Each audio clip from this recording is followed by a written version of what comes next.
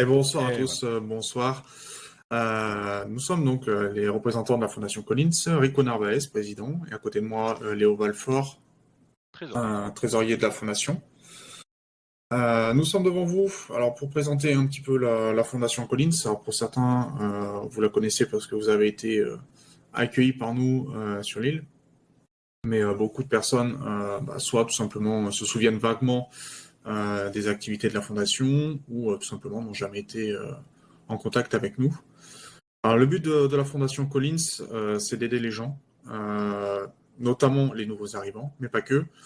Notre aide est assez générale. Donc, toute personne qui est dans le besoin peut tout à fait se rapprocher de la Fondation et obtenir de l'aide, soit financière pour certains points, soit en tout cas une aide qui peut être vous diriger vers les associations qui sont plus à même de vous aider, vers l'administration si nécessaire. Et également faire en sorte tout simplement que vous puissiez reprendre un bon départ dans la vie. Donc pour les nouveaux arrivants qui sont un petit peu aussi le cœur de notre métier, on est là pour vous apporter un soutien, puisque c'est jamais bien évident d'arriver sur une île sans bagages, sans argent, sans nourriture, sans médicaments.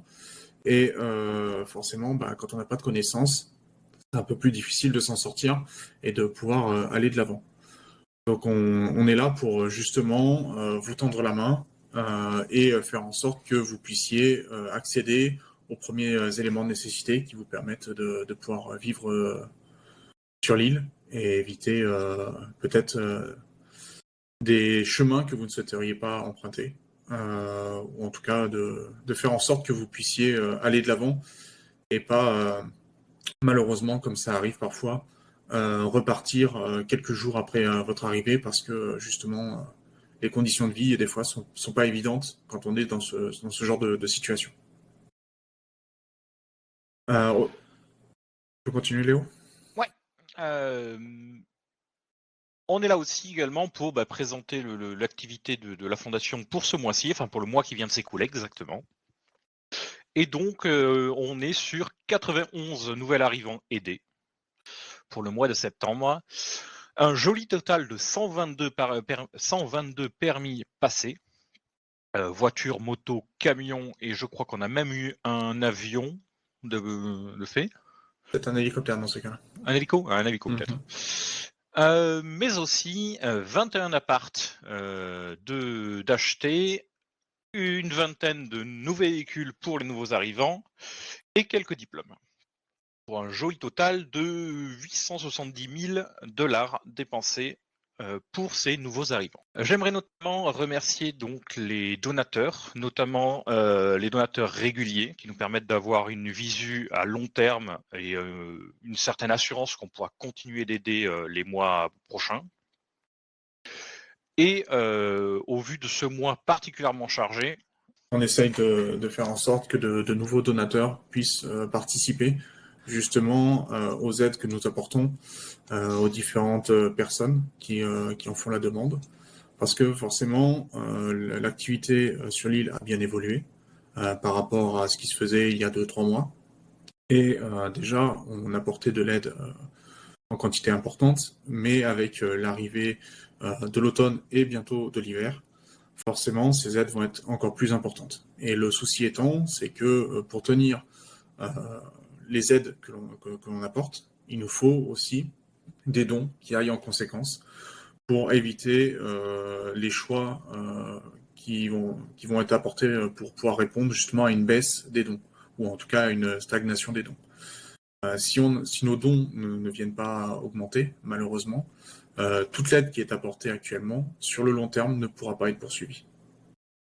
Et c'est bien dommage, parce que le travail réalisé par les bénévoles est assez important, assez énorme. On a le soutien de différentes entreprises, de différents particuliers, parfois aussi des mairies ou du gouvernement. Mais sur le long terme, ce n'est pas suffisant, malheureusement. Comme on vous l'a indiqué, l'aide déjà entre le mois de septembre et le mois de juin de cette même année, il y a une différence de 150%. C'est-à-dire que, alors certes, cette aide n'est pas équivalente d'un mois à l'autre, elle peut varier, mais même si c'est que 100% de plus, ben, en fait, sur la durée, on ne pourra pas le tenir. Et on n'a pas envie de devoir faire des choix qui vont pénaliser les personnes que l'on veut aider.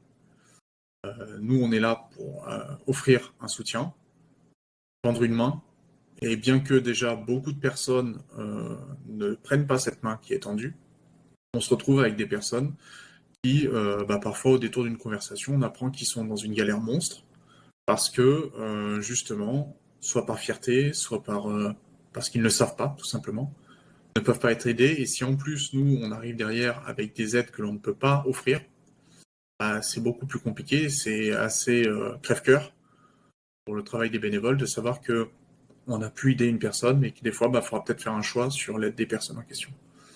Et ça, on ne peut pas se le résoudre. C'est pas l'objectif de la Fondation, c'est pas ce que l'on veut montrer de la Fondation Collins. Et donc, c'est pour ça que on souhaiterait avoir une recrudescence des dons, si possible. Si vous le souhaitez, bien sûr, rien n'est obligé. C'est pour aider un maximum de personnes. Et par extension, comme on a aussi une recrudescence des personnes à aider, on souhaite également faire un appel au bénévolat pour les personnes qui ont du temps et qui souhaitent justement apporter un peu de leur temps pour faire passer des permis, aider des personnes à trouver un logement, faire des distributions de boissons, de nourriture, de médicaments, qui sont un petit peu les activités principales que l'on fait, bien qu'il y a d'autres activités à côté. Et ça nous permettrait également de faire en sorte de créer par la suite ou de reprendre ce que l'on avait dû arrêter un temps parce que pas assez de temps et pas assez de bénévoles, de reprendre le côté événementiel de la Fondation qui permettrait également de lever des fonds pour pouvoir aider les nouveaux arrivants de la même façon. C'est pour ça qu'on se présente aujourd'hui face à la caméra et que on ne tire pas la sonnette d'alarme, loin de là, parce qu'on a encore de quoi voir venir, mais qu'on n'aimerait pas devoir la tirer dans les mois à venir parce que justement, on ne s'y est pas pris assez tôt et qu'on n'a pas fait état de tout le travail réalisé par la Fondation.